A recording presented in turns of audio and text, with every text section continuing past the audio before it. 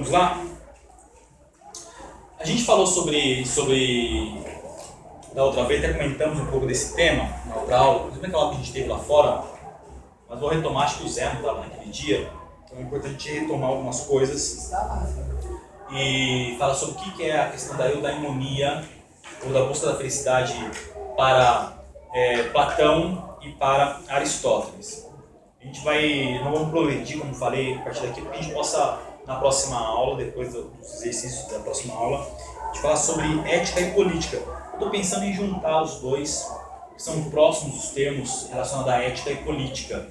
Então, vamos dar ênfase no que é ética para Platão e Aristóteles, e política em Platão e Aristóteles, que a gente possa prosseguir e nos temas a gente poder ter uma sequência tranquila. Na aula de hoje, a gente vai trabalhar sobre duas questões fundamentais em Platão e Aristóteles. É a questão da felicidade. Nós demos bastante ênfase em Platão na última aula, a respeito da sua visão enquanto da sua filosofia, o mundo das ideias, o que Platão enxergava a vida e o mundo como duas possíveis, o mundo inteligível e o mundo sensível. Isso tem que estar bem gravado na sua memória. Não pode esquecer. O mundo inteligível é o mundo das ideias e o mundo sensível é o mundo material das sensibilidades. Qual é o mundo perfeito para Platão? É o mundo inteligível. O mundo onde habita o bem supremo, a verdade suprema. E qual que é o mundo que é aquele que não é real ou que pode enganar o ser humano? É o mundo das sensibilidades, o mundo dos nossos órgãos, dos nossos sentidos, das ilusões dos sentidos. Uma das coisas que é fundamental de respeito a essa palavrinha, que na filosofia é fundamental, que é eudaimonia. Eudaimonia a gente pode traduzir por felicidade. Mas como os gregos não falavam português, isso é óbvio, ele não vai usar a palavra felicidade, ele vai usar a palavra eudaimonia. Então, a palavra eudaimonia é uma junção de duas palavras, eu, que significa bem, ou bem disposto, vamos dizer assim, ou disposição, e daimon, que significa poder divino. Então dá para a gente entender que a eudaimonia seria aquela felicidade proporcionada pelo poder dos deuses, ou a felicidade proporcionada pelos deuses. Lembrando que para o pensamento grego, o seu local, o seu lugar na natureza é fundamental para que você alcance a sua felicidade. Você vai ver isso principalmente em Aristóteles. Então, para Platão, o que é a felicidade? Se Platão coloca dois mundos, o mundo inteligível e o mundo sensível, e fala que nós devemos buscar o mundo inteligível, o mundo das ideias, ele é o mundo real, onde que estaria a felicidade para o homem, então, conforme Platão? Qual desses dois mundos?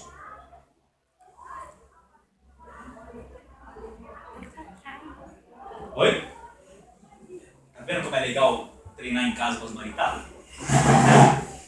Vamos lá. Se para Platão o mundo real é o mundo das ideias, aonde estaria a felicidade? Oi? No mundo inteligível. Então, quanto mais eu me aproximar do mundo sensível, menos feliz. Quanto mais eu me aproximar do mundo inteligível, das ideias, mais feliz. Lembrando que quando ele fala de corpo, ele está falando do mundo sensível do corpo, das suas aptidões, não das suas aptidões, das suas pulsões, das suas vontades, daquilo que corrompe o ser humano, daquilo que é as paixões humanas. Então, quanto mais você se aproxima para satisfazer as necessidades do seu corpo, menos você é feliz. Por quê? Um animal ele busca a satisfação do corpo. Apenas o animal busca viver para satisfazer o corpo. Você não é um animal, como um termo natural do animal que vive apenas para satisfazer as necessidades de sobrevivência. Você é mais do que animal porque você pensa, porque você raciocina. Então, se você raciocina, qual é a diferença então para buscar a felicidade, conforme o pensamento grego, Platão?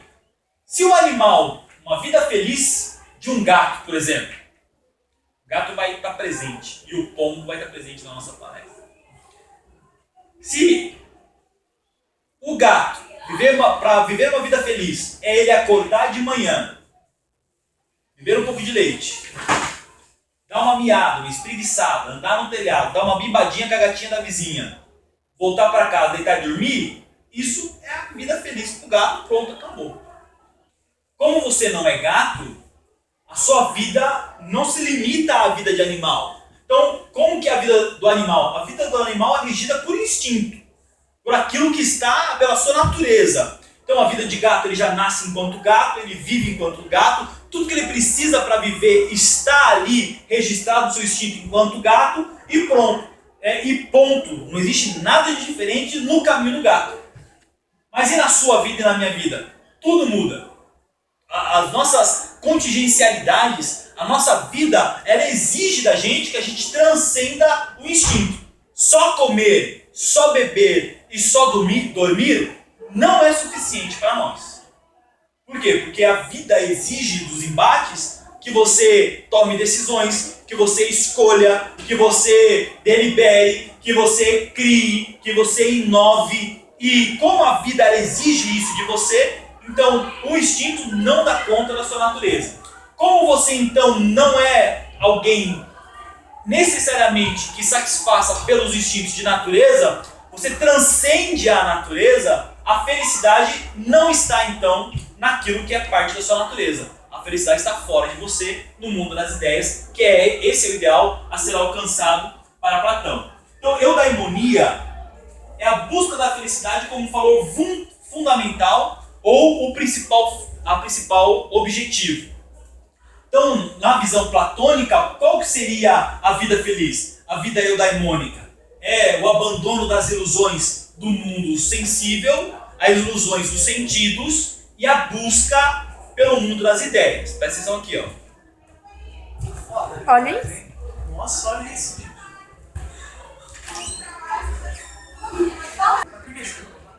Não. Tem professor? Oi? Tem professor? Tá mudando algo? Vamos lá? Então, para Platão, a vida eudaimônica seria aquela vida no qual você abandona as ilusões do mundo sensível, do mundo dos seus sentidos, essa satisfação apenas das suas pulsões e busca a felicidade no mundo das ideias. Essa é a perspectiva do pensamento grego em Platão. A gente vai dar um pouco mais de ênfase agora no pensamento aristotélico. Antes de algumas coisas a gente continuar, quem é Aristóteles? Aristóteles é discípulo de Platão, mas ele não é um cidadão ateniense. Ele nasceu na cidade de Estagira, no norte da Grécia. Então, ele veio para estudar com Platão quando ele tinha cerca de 17, 18 anos. Seu pai era alguém de proeminência na cidade de Estagira. O pai dele é médico, o nome do pai é Nicômaco. E ele, então, pelas condições que ele tinha, ele era um homem bem nascido, vamos dizer assim, no pensamento grego, a gente chama de bem nascido. Como um homem bem nascido tem recursos, o pai dele, então, resolveu investir nos estudos dele e mandou ele para a academia de Platão estudar com Platão. Ele chega aos 18 anos e ele fica na academia cerca de quase 20 anos, junto ao lado de Platão, estudando com Platão. Só que a filosofia de Aristóteles muda um pouco da filosofia de Platão. E Platão é óbvio que percebeu isso logo que encontrou Aristóteles. Mas o que diferencia um do outro? Como nós falamos, o mundo real de Platão é o mundo das ideias. Então, o mundo das ideias é o mundo das verdades absolutas. O mundo onde as coisas são exatas. O mundo onde os problemas matemáticos são exatos. Onde você analisa a vida a partir da realidade e verdade absoluta. Não existe possibilidade de você conhecer o mundo ou conhecer a realidade a partir dos sentidos. Por quê? Platão vai falar que os seus sentidos podem te enganar. Aquilo que você sente ou percebe a partir dos sentidos, da visão, do tato, do olfato, da audição ou do paladar, ele pode prejudicar a compreensão da realidade daquilo que você está vivendo ou se relacionando. Então, como você não pode aprender a partir dos sentidos, Platão descarta totalmente essa questão da experiência, porque a experiência pressupõe análise, visão, pressupõe relacionamento, tato. Ele vai falar que o que é real é o mundo das ideias. Bom, é aí que muda radicalmente o pensamento de Aristóteles para Platão. Embora Aristóteles conviveu com Platão cerca de pouco mais de 20 anos, ele permaneceu acreditando, e aí que é a ruptura do pensamento entre Aristóteles e Platão, de que o mundo não é um mundo exato apenas pela matemática, pelo mundo das ideias. O mundo pode ser aprendido também pela experiência. E aqui que é uma deixa legal para vocês entenderem o porquê que Aristóteles falava que o mundo pode ser percebido a partir da experiência.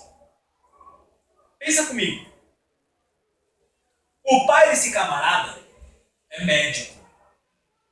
Quando eu falo de médico, não é médico a forma que a gente compreende hoje. O que a gente entende por médico hoje? É aquele cara que passa 5 anos estudando, uma faculdade integral, faz 3 anos de residência, depois faz especialização, estuda anatomia, tal, ele vai agora fazer cirurgias, agora ele vai, a nossa tecnologia auxilia muito na medicina. Agora imagina a medicina há 2.500 anos atrás.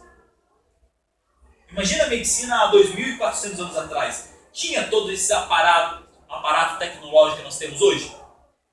Sim ou não? Tinha todo esse desenvolvimento e conhecimento que nós temos acerca dos fármacos que nós temos hoje? Sim ou não? Então, o pai dele, enquanto médico, era um empirista. Era um fármaco, vamos dizer assim, né? Era um farmacêutico. Por quê? O que ele tinha que fazer para saber, para curar de repente uma dor de barriga?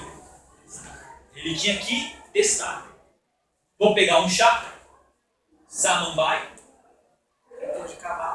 vamos amassar, vamos ferver e ver se tem resultado. O que é isso, senão experiência?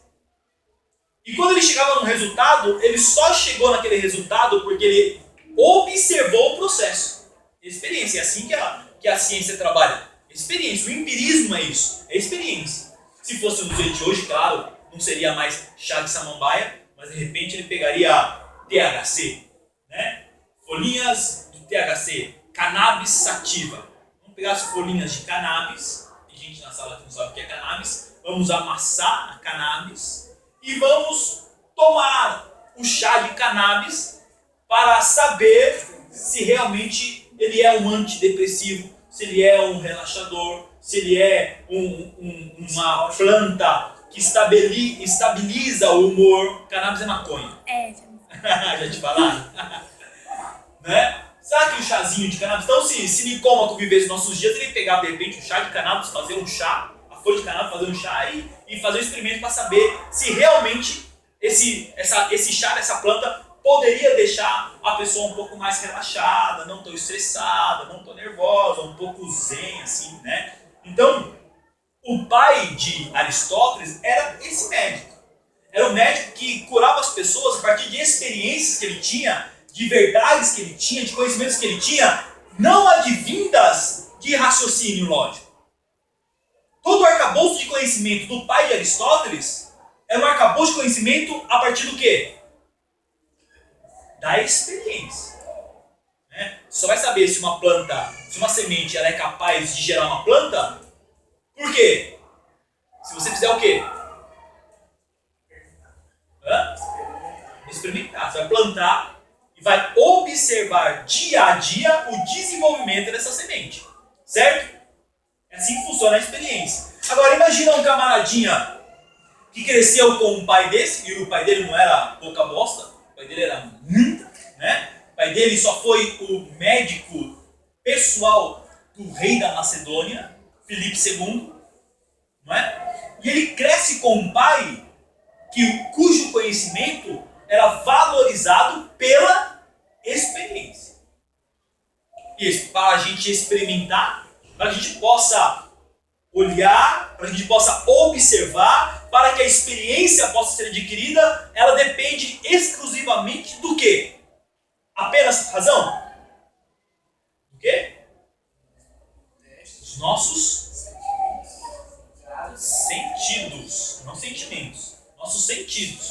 Depende do meu olhar, depende do meu toque. Então, conforme tudo isso, a própria experiência com determinado fármaco, né, qual que é a relação que esse chá vai ter no corpo da outra pessoa, a análise pressupõe então uma série de conceitos, uma série de fatores que demandam um conhecimento. Aristóteles muda radicalmente da filosofia de Platão. Só que Platão aceitou ele na academia porque, ele não era qualquer um. Ele era um bem-nascido, filho de um médico, né, com potencial intelectual gigantesco. Platão viu que ele, embora de repente divergisse em algumas questões, mas viu um potencial enorme em Aristóteles. E Aristóteles fica com Platão. Depois Platão morre. Quando Platão morre, Aristóteles falou, mano, é agora que eu vou assumir essa escola. Por quê? Ele já era professor, dava aula de retórica, ele substituía Platão em diversos encontros políticos que se tinha. Quando chamavam ele na Câmara Municipal, ele ia. Quando chamavam ele para dar palestra, ele ia falar em nome de Platão e tal. Quando Platão morre, qual é o nome mais cogitado para assumir a academia? Aristóteles. Só que é aí que olha a importância do nascimento. Aristóteles não era cidadão ateniense. Ele era cidadão de Estagira. Como ele não era cidadão da cidade de Atenas, ele não podia assumir nenhum cargo na cidade de Atenas. Olha a frustração. Aí quem que assumiu? Sobrinho de Platão. A academia foi, né, para baixo. E ele saiu, mudou de cidade, depois foi convidado pelo rei da Macedônia a ser professor do filho dele. O filho do rei da Macedônia não foi nada mais, nada menos que Alexandre, né? Alexandre o Grande. Você conheceu, você leu isso em história, né? Alexandre o Grande cresce, ele na época era Alexandre o Pequeno. Ele acompanhou a vida de Alexandre inteira ensinando. Imagina você ter Aristóteles como seu professor todos os dias. Não era professor de 1 hora, 2 horas, meio período. Era todo dia. O preceptor era aquele que te acompanhava todo dia, te instruindo em tudo. Então, Alexandre passou 10, 15, 20 anos quase aos pés de Aristóteles aprendendo. Aí, Felipe II morre, Alexandre aos 20 anos assume a Macedônia, o reino da Macedônia, interrompe os estudos, mas aquele ideal, quem que é meu professor, quem que é meu referencial? Aristóteles. Alexandre domina o mundo inteiro, o mundo grego, domina Atenas e manda uma carta para Aristóteles. Mano, velho, é o seguinte, mano, Atenas é nossa. Atenas é nossa. Você não queria construir uma escola lá? Você ficou puto da vida quando os caras expulsaram você de lá, porque era para você assumir a academia e eles não deixaram você assumir? Cara, é nossa agora. Quer a academia? Juliano, como você sabe disso? Eu recebi cópia do e-mail. Quando Alexandre mandou para Aristóteles, ele me copiou no e-mail. Por isso que eu sei disso. Aí é o seguinte, Aristóteles vem para Atenas, só que ele constrói uma escola não aonde era a academia, que era um pouquinho mais retirado da cidade. Constrói no centro da cidade e dá o nome de Liceu. E ele dá aula ali durante 12 anos, depois ele morre. E é aí que surgem os grandes estudos de Aristóteles. Olha para mim aqui, nós não temos nada escrito de Aristóteles. Já falei isso para vocês, né? Oi? Sócrates não deixou nada, tudo sabe muito. Sócrates foi Platão que escreveu. Mas Platão era um grande escritor, né? Escreveu 35 diálogos, alguns falam 39. 35 grandes diálogos. Agora, Aristóteles não. Ele também não escreveu nada, porque ele era só professor. Tudo que nós temos de Aristóteles, os escritos, são dos alunos dele. Então, se você começar a ler os livros de Aristóteles, principalmente você vai ler Ética Nicômaco, que é o que dá base para essa nossa aula acerca da felicidade. Nossa! Imagine um professor dando aula durante 12 anos e os alunos copiando o que o professor está falando. Imagine se eu dependesse das anotações de vocês para produzir um livro que levaria o meu nome e que registraria todo o meu arcabouço de conhecimento. Ia falir? Hã? Você ia ali. O Rafael tá fudido, velho. Então, eu não ia ser o Aristóteles, né?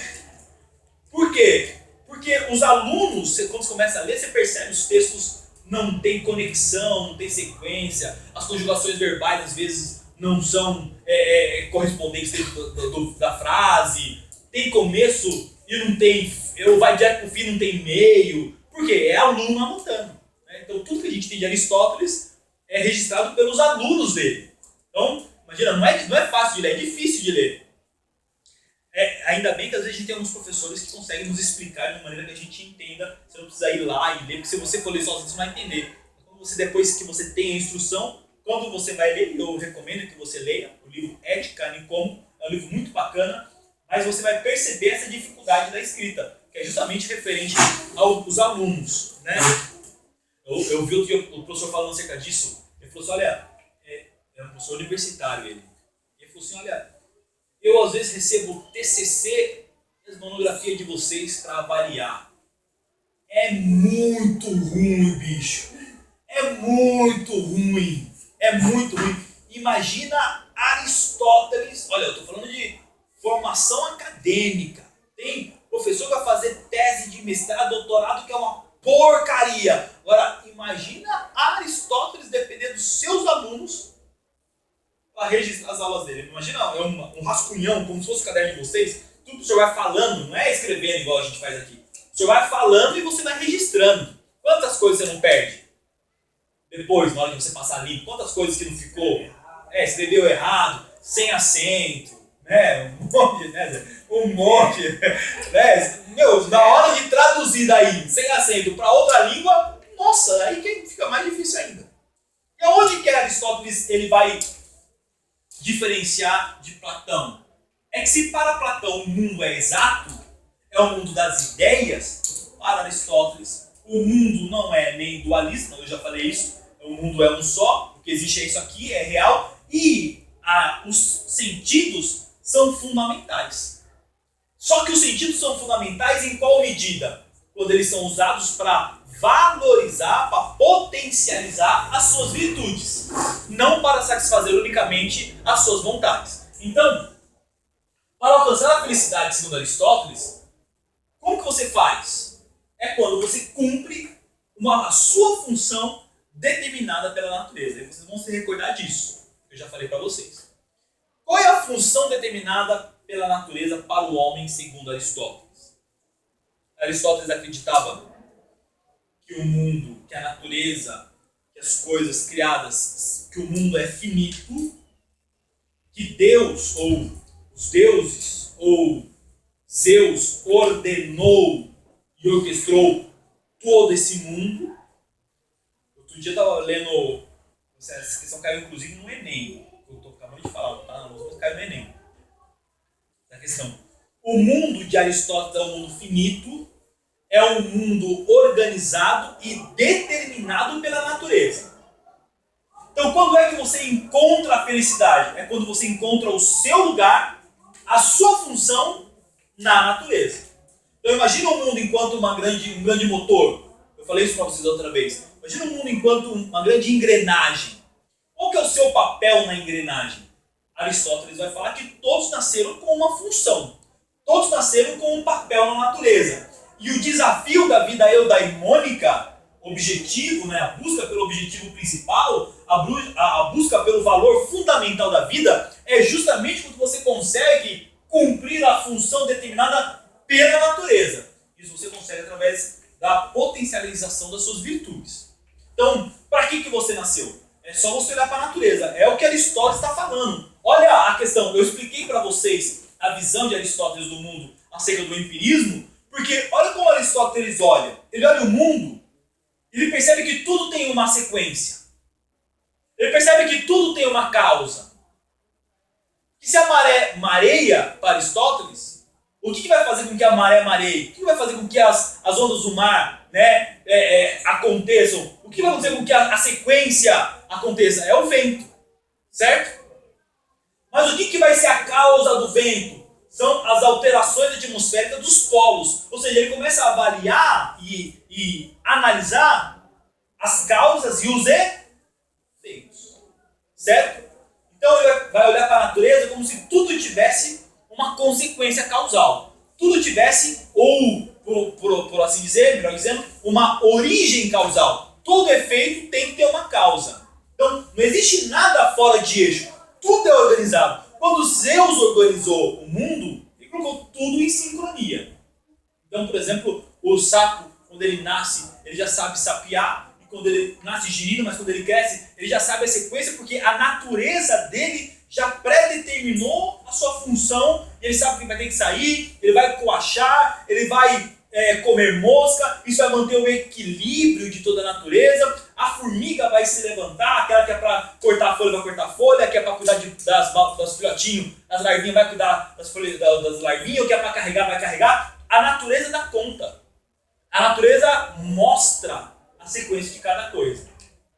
E claro, se o ser humano ele está na natureza, ele faz parte da natureza, ele é parte integrante da natureza, com o ser humano não seria diferente.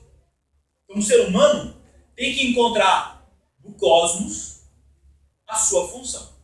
O ser humano tem que encontrar no cosmos qual que é o seu papel. É aí que é a pergunta, qual é o seu papel? É o que todo mundo perguntaria. Para que eu nasci? Uma aluna falou para mim da outra vez, em outra aula, professor, na outra sala, eu não sirvo para bosta nenhuma. Eu não sei para que eu nasci, eu não tenho talento nenhum, eu não sei, eu não sirvo para porra nenhuma, eu não sei, professor. O que o senhor acha? Eu falei, meu, se você não sabe, velho, você vai achar que eu sei falar para você para que você nasceu, para que você serve? Eu não sei. Procura, é por isso que a ideia central da filosofia grega, do pensamento grego é conhece-te a ti mesmo. É você conseguir buscar a conhecer a si mesmo. Porque quando você aprender a conhecer a si mesmo, você vai conhecer a sua função. Você vai conhecer qual que é o seu papel no todo. Então, se você é uma arruela numa máquina serve para quê? Pega um parafuso de um lado, põe na arruela, atravessa ele no vão, pega uma porca do outro lado e rosqueia. Ali tem um parafuso que tem uma função, a arruela que serve para dar pressão e a porca que vai fazer pressão do outro lado. Tudo tem uma função. Tudo tem um porquê. E, na vida do ser humano, não seria diferente. Só que o que difere é que a natureza humana não é suficiente para transcender a vida. A vida transcende a natureza humana. Para os animais, é o que Aristóteles vai falar, tudo está registrado na sua natureza. Para o homem, não. O homem precisa ir além. O homem precisa encontrar o seu papel. E quando ele encontra o seu papel, quando ele sabe para que ele serve, quando ele encontra a sua função, ele deve exacerbar suas potências, potencializar as suas virtudes, e assim ele será um homem feliz. Um homem eudaimônico. Uma vida eudaimônica. Uma vida feliz. Uma vida que cumpre bem o seu principal objetivo. Por exemplo, já falei isso para vocês. Neymar. Quem olha aquele rapaz jogando bola e fala que ele não é um jogador? E fala, esse moleque é um rapaz sem talento. Você consegue olhar para ele jogando bola e falar, ele não tem talento? Você consegue olhar para o Messi, ver ele jogando bola, e ver quando que ele corre a bola, parece aquelas bolinhas de criança, parece que sabe aquela bolinha de criança, que é uma bola amarrada com uma corda? Você chuta e a bola fica no pé. Já viu esse brinquedinho? Não. Quando o Messi está jogando bola, parece esse brinquedo. A bola não sai do pé dele. Ele corre, dá chute na bola e a bola fica ali no pé dele. Ninguém consegue pegar. Quem vê Messi jogando bola e fala, meu, esse rapaz não tem talento. Não nasceu para isso. Meu, esse cara está no lugar errado. Agora, vai ver o professor Juliano jogar bola. Matando a bola na canela, vai matar a bola no peito, a bola vem no pescoço, né? Vai dar cabeçada, acerta o nariz. Por quê? Eu não tenho aptidão. aptidão futebolística nenhuma. Nenhuma. Nenhuma.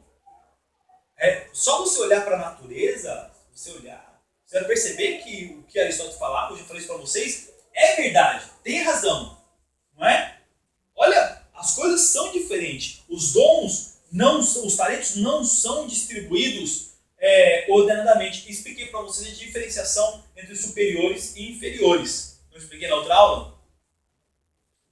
Para Aristóteles, então, qual é a vida eudaimônica, a vida feliz? É a vida que procura, então, potencializar as suas virtudes. E o que é virtude? Virtude é a propriedade de um ser que lhe é mais característico e essencial. Então, eu poderia falar que, para mim, a minha virtude seria o falar em público. Seria o lecionar, o dar aula, ser professor. Esse seria a minha característica mais fundamental e essencial. Ou seja, eu só vou encontrar uma vida feliz, só vou encontrar um fim feliz, uma vida eudaimônica, se eu estiver exercendo a minha característica essencial. Se eu nasci para dar aula, eu só vou encontrar felicidade se eu realmente cumprir com o meu papel, que é dar aula. Se eu nasci para ser jogador de futebol, eu só vou encontrar felicidade se eu for realmente jogador de futebol. Se eu nasci para ser uma mãe excepcional, eu não quero estudar, eu quero ser mãe, eu quero cuidar, eu amo crianças, então você vai encontrar sua realização na maternidade. Tudo tem a ver com a sua característica mais essencial. No pensamento grego, no pensamento de Aristóteles, tudo tem a ver justamente com essa essência de virtude. Que é diferente daquele sentimento de virtude que a gente pensa. O que você pensa acerca de virtude? O que é virtude para você? Oi? Uma habilidade mais atrelada sempre a quê? Essa pessoa é virtuosa. Atrelada a quê? Oi? De poética, mas é um conjunto de quê? De qualidades. Tem ligação com o próximo. Esse pensamento de virtude é um conjunto de qualidades que tem ligação com o próximo. Esse conceito é um conceito que está presente na nossa cultura, que é um conceito cristão. A nossa cultura, já falei para vocês, é uma cultura cristã. As bases da nossa sociedade foi fundamentada em cima de uma cultura cristã. Mas para os gregos, virtude era justamente o que diferenciava as pessoas. Era o que diferenciava cada um na sua relação na polis. A virtude é o que diferenciava os mandatários dos mandados. A virtude é o que diferenciava os soberanos dos súditos. A virtude era o que diferenciava os senhores dos escravos. Eu dei para vocês, por exemplo, na outra aula, acerca da alegoria do próprio Platão a respeito do navio. Né? Lembra? Quem é que comanda o navio? Quantos homens comandam o navio? Está com a mão no leme? É um só. Quantos que estão ali para proteger, para servir de guarda do navio? Alguns. E quantos que estão remando? Muitos. A grande maioria está remando. Por quê? Os talentos, as virtudes, não são todos que têm. E, para a gente encerrar,